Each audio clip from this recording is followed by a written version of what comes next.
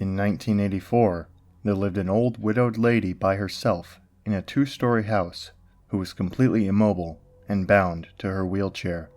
Ever since the mysterious death of her husband, she required the aid of a carer who would visit her daily to help her with her everyday tasks. What made it even more difficult was the fact that the 2 floors of the house were only connected by an old staircase inside. When the old lady needed to move between the 2, the carer would have to carry her frail body like an infant up and down the stairs. One day, the police received a call from the widow. There had been a murder. Since police were scarce at the time, and the murderer had already fled the scene, only one detective was sent out to conduct the initial crime scene report. He arrived to see the carer's body splayed out on the floor with her vocal cords ripped out in a pool of blood on the first level of the house, with the old lady atop the staircase in her wheelchair watching him, still and silently, seemingly in shock. He could immediately rule her out as a suspect due to her inability to move up and down the stairs, and because she was trapped up there at the time the murder took place.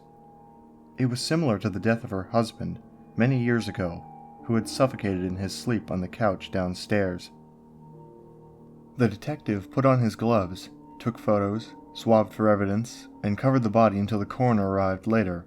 All routine business. He scoped the house downstairs for any clues, and asked the old lady if he could look upstairs.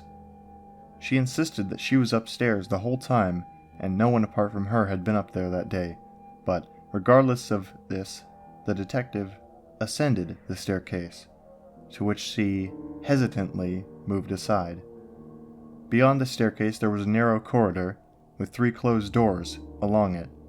He checked behind each of the doors. The empty bedroom, nothing. The bathroom, nothing. He became anxious as he slowly made his way to the final bedroom where the old lady slept. He opened it, and everything looked normal. A bed, a wardrobe, and a bedside table with a lamp.